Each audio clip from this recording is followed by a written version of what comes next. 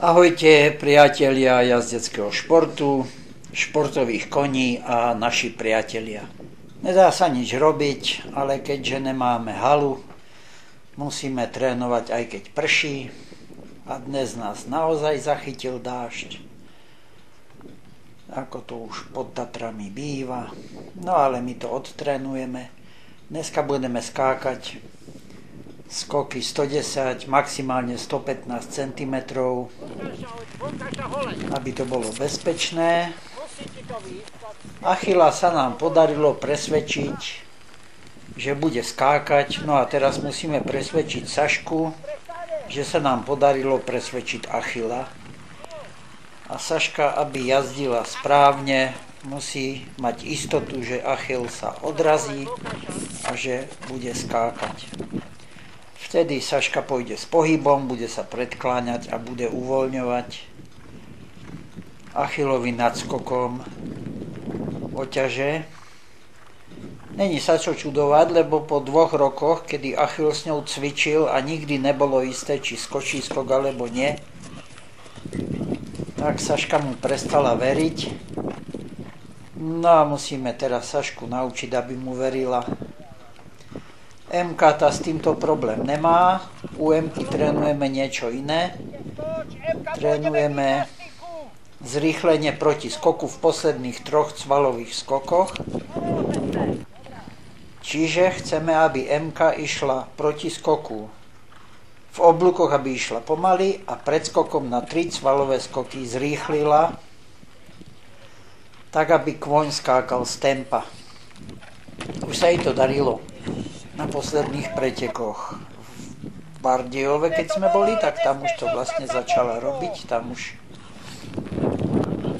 sa jej to darilo a teraz to budeme stále prehlbovať. No momentálne koníky robia gymnastiku, to už poznáte, to už viete. Kto nás sleduje častejšie. Vidíte, tu už je vidno, už Saška ide s pohybom, už predpokladá, že Achill proste skákať bude, nemá význam zostávať za pohybom, nehrozí, že by mu pri štyce, pri zastavení prepadla cez hlavu. A toto Saška si musí zvyknúť, že koníkovi treba veriť. MK s týmto nemá problém, sedí dobre, vidíte, predklonená, kôň má povolené oťaže, aby mohol pracovať. Ale aj Saške to pôjde, to sa ja nebojím, toto pôjde ľahko sa naučiť. Aj keď tie 2 roky, čo ju cvičil, teda zanechali následky. Takže toto bude náš cieľ na tréningoch, aby Saška išla s pohybom a aby MK správne odhadla vzdialenosť, kedy má pridať proti skoku. Dole máme kolmák, zeleno-žltý kolmák a z neho pôjdeme na červený kolmák. Ten poznáte s vodou nad bazénom. To je dobre, a musíš rýchlo dopredu. A opäť. Veľmi rýchlo dopredu musíš. Vieš? Lebo ja keď som priklonená, to mám tú silu v jeho papuli.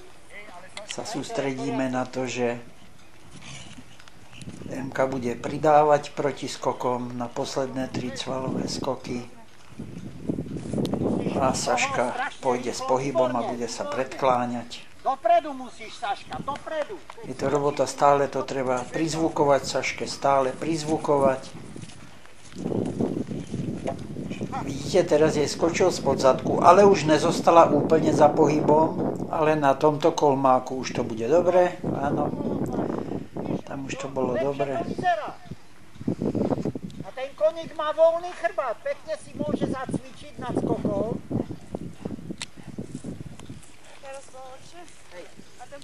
Musí sa pracovať a pracovať a pracovať. Nedá sa nič robiť, nikto učený z neba nepadol. Všetko, čo jazdci vedia, sa museli naučiť. A najlepšie sa učí, alebo jediná možnosť je neustále opakovať a opakovať. Jemu to je jedno. Super, super, super. To bola Emka s Jovíkom. Oni problém nemajú. Znova pôjde Saška. Potrebujeme, aby mal voľný krk nad skokom.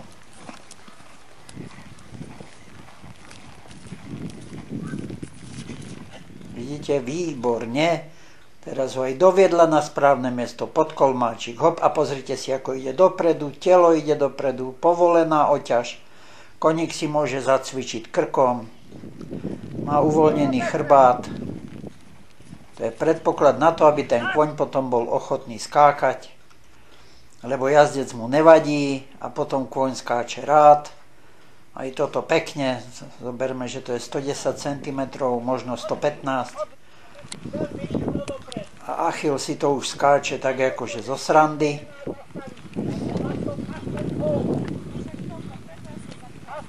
Prvý predpoklad dôležitý.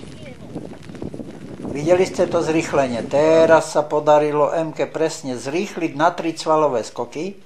Oblúk išla pomaly a na 3 cvalové skoky pridala. Tam, keď toto, predpoklad toho, aby toto mohla spraviť, je doviesť koňa, mať odhad na parketu, vždy trafiť správne miesto, doviesť koňa tam, kde sa má odraziť. A keď má tento odhad, tak potom si môže dovoliť pridávať na tie 3 cvalové skoky. Prejdeme na oxer za 115 cm a tu otočíme na dvojskok, áno. No a tu veľký problém máme. Vy, čo ste nás sledovali v Košiciach na pretekoch, Achilles robil 2 cvalové skoky tam, kde mal urobiť len jeden. Tak sme taký dvojskok postavili aj doma a budeme ho učiť robiť jeden cvalový skok. Saška teraz nevedela, čo ten kôň spraví. Rátala s tým, že urobí 2. Urobil jeden a preto to tak vyzeralo, preto zostala za pohybom, pretože to neviete odhadnúť, ale už teraz vie, že urobí jeden, tak pôjde s pohybom už lepšie. Už mu troška uverila. A šup, áno, ide s pohybom. Má nad tým oxerom uvoľnenú oťaž. Achilles. Ešte to nebolo úplne ideálne, ale bolo to dobré. Emka pôjde.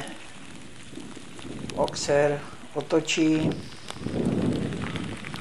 Naproti kolmáku. Pridala, videli ste, bolo tam evidentne, bolo vidno to zrýchlenie. Dovedenie na parketu. U Joyka je výhoda jedna, on vie veľmi veľa silou potiahnuť. Odrazí sa tak silne, že preletí. No a v tejto chvíli nám zatekla voda do foťáka, takže natáčanie skončilo. Ale dopadlo to dobre. Škoda je, že práve keď Saška začala vynikajúco skákať, tak už sme nemohli urobiť z toho záznam. Ďakujeme, že ste si pozreli toto videjko. Dajte si odber nášho kanála, aby ste ďalšie nezmeškali. A dovidenia, priatelia.